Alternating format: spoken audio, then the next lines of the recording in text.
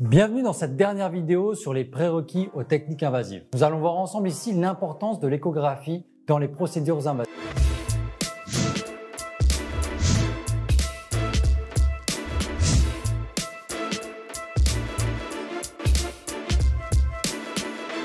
Ce contenu vous permettra de vous rendre compte de l'importance d'un suivi échographique lors de votre pratique percutanée, comme le dry, la neuromodulation ou bien l'électrolyse percutanée.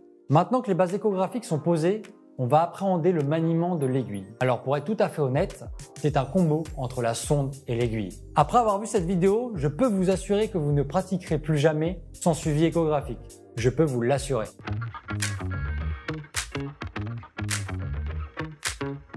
Avant de commencer à rentrer dans le vif du sujet, je voulais vous démontrer quels sont les avantages de l'échographie interventionnelle. Il y en a trois. Premier point important, la loi des probabilités. Le suivi échographique dans les procédures invasives vous permettent de réduire à néant la probabilité qu'un événement indésirable puisse se produire. L'utilisation de l'échographie en temps réel permet de maximiser la précision du geste percutané, augmentant ainsi vos chances de succès. Moins de risques, moins de complications. De là en découle le deuxième point important, l'efficacité de la technique. Les dernières évidences scientifiques sont unanimes sur le fait que le dry est plus efficace avec suivi échographique que sans suivi. De là intervient le troisième et dernier point important, la variabilité anatomique. L'échographie vous permet d'appréhender les différents cas de figure que vous pourrez rencontrer d'un patient à l'autre. Des études anatomiques, nerveuses et vasculaires montrent que les variations se produisent dans 30 à 40% des cas chez les patients. Dans certaines structures comme les vaisseaux sanguins ou les nerfs périphériques, les variabilités sont nombreuses. L'échographie vous permet ainsi donc de prendre en charge ces spécificités. En résumé, le suivi échographique est fondamental quelle que soit la technique percutanée. Maintenant, passons aux caractéristiques échographiques lors d'une pratique percutanée. Je vais vous présenter comment se manie une aiguille avec une sonde échographique.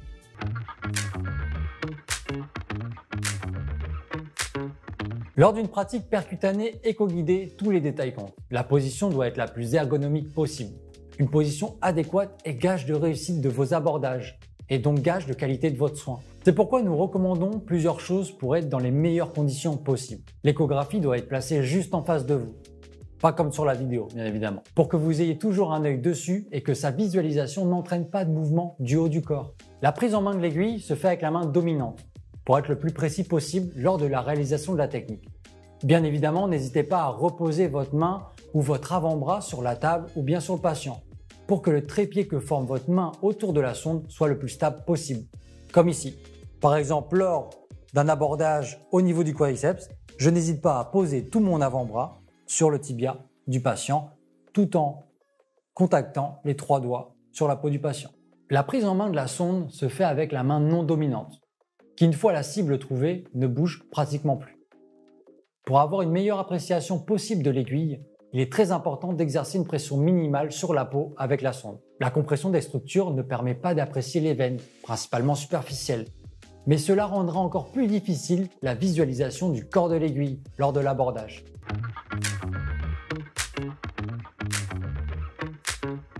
Savez-vous quelle est l'apparence d'une aiguille en échographie? Je vais vous montrer.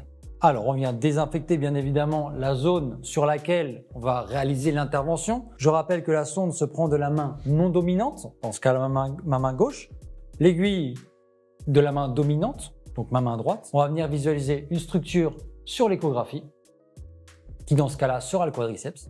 On va venir placer l'aiguille juste au bord de la sonde. Donc là, on sera dans un abordage in plane.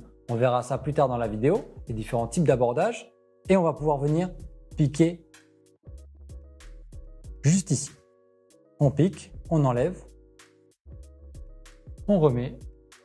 On va bien visualiser sur l'écho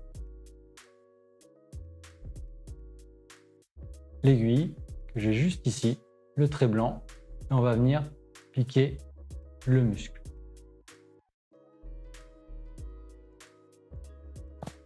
Je vais venir faire un ajustement de l'image pour que vous ayez la meilleure vue possible de l'aiguille. Et c'est bon. Maintenant, passons aux facteurs influençant la visualisation de l'aiguille. On va parler de l'angle d'incidence, l'angle qui correspond entre la sonde et l'aiguille. L'un des principes pour bien visualiser l'aiguille et que les ultrasons sont mieux réfléchis lorsque l'aiguille est presque perpendiculaire au faisceau ultrasonore. Un angle d'incidence d'environ 30 à 45 degrés entre l'aiguille et le faisceau ultrasonore permet généralement une meilleure visualisation de l'aiguille. Plus cet angle est proche de 90, plus l'aiguille sera visible, comme ici sur l'image.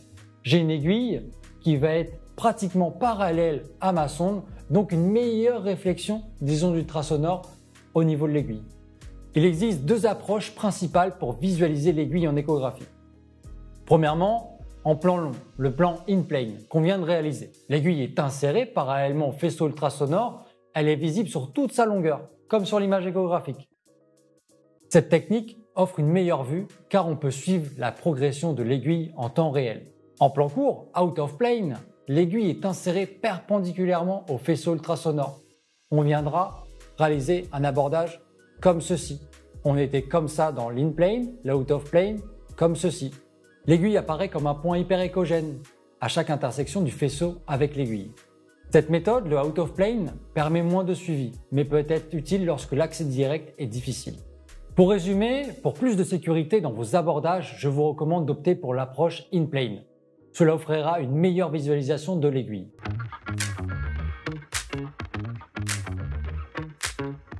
Concernant les techniques pour améliorer la visualisation de l'aiguille, on va déjà commencer par l'optimisation de la machine. On parle toujours de fréquence, de gain et de focus. La fréquence de la sonde ne changera pas. On ajoutera une haute fréquence sur les structures superficielles et une basse fréquence sur les structures profondes. Au niveau du gain, on ajoutera le gain pour améliorer la visibilité de l'aiguille, sans perdre la qualité de l'image environnante. Concernant le focus, il faudra le régler à la profondeur de l'aiguille pour améliorer la résolution à cet endroit spécifique. Comme ici sur l'image, on va déjà d'abord bien localiser notre aiguille. Donc on va déjà jouer avec notre bascule de sonde. Une fois qu'on a la bonne visualisation de l'aiguille, on va pouvoir optimiser cette image. Comment on va l'optimiser? Avec le gain, en ayant une image plus brillante ou moins brillante, avec la fréquence, qui je rappelle, haute fréquence, structure superficielle, basse fréquence, structure profonde. Donc là, je peux jouer avec ma fréquence, savoir si j'ai une meilleure visualisation. Dans ce cas-là, à basse fréquence de 8 MHz, j'ai une meilleure visualisation de l'aiguille, donc top. Et en dernier, on a la position de la focale. Cette position de la focale, il faudra jouer avec de la descente ou de la montée. Et vous voyez un peu que moi, je peux cibler directement là où je veux focaliser mon aiguille. Concernant les manœuvres de balayage, nous avons un balayage dynamique. L'alternance de la position de la sonde ou bien des mouvements de bascule permet de mieux aligner les faisceaux ultrasonores avec l'aiguille, surtout en approche in-plane. Cela peut améliorer la visibilité de l'aiguille sur toute sa longueur.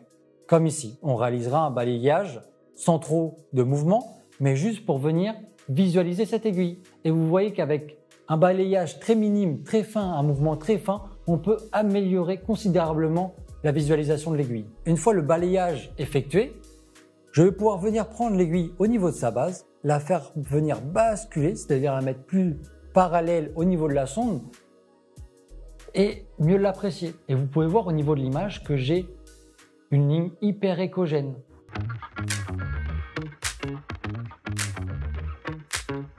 Pour maîtriser les techniques percutanées le plus rapidement possible, je vous recommande de suivre les 9 étapes à la lettre. Quelles sont ces 9 étapes? Première étape, on mettra du gel pour le repérage de la cible. On fera un balayage échographique. Bien évidemment, on ne pique pas sur du gel, donc on va nettoyer ce gel. Ensuite, on va venir prendre notre désinfectant et désinfecter la zone cible. On va mettre le couvre-sonde juste ici. Ensuite, on va vérifier la porte d'entrée. La porte d'entrée, c'est par où on va piquer. Donc, on va pas falloir mettre beaucoup de pression pour éviter tout ce qui est aplatissement des veines superficielles. 6e étape, garder la main de la sonde le plus stable possible. 7e étape, procéder à l'abordage in-plane avec l'aiguille collée à la sonde. 8e étape, rentrer un peu l'aiguille. 9e étape, commencer à visualiser l'abordage sur l'échographie. Petit avant-goût de la formation à laquelle vous allez participer très prochainement, on va voir un peu la réaction qu'on va obtenir lorsqu'on va appliquer un protocole LTD. Je vous en dirai plus sur ce protocole. Hop, on va venir allumer notre machine, connecter notre petite pince crocodile à l'aiguille. Bien évidemment, pour fermer le circuit, on va venir coller un patch.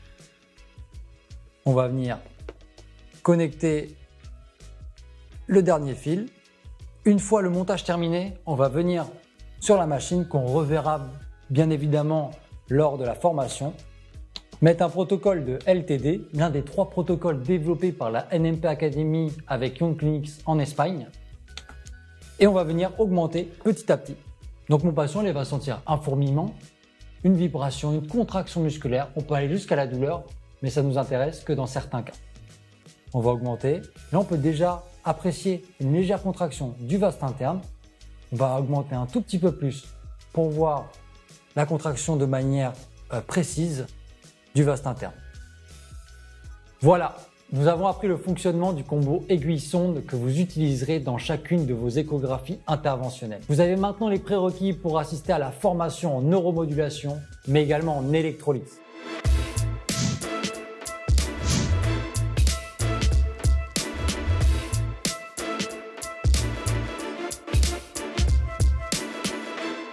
Bravo à vous! J'espère que ce contenu vous a plu autant que j'ai pris du plaisir à le faire. Pratiquez, pratiquez et pratiquez encore.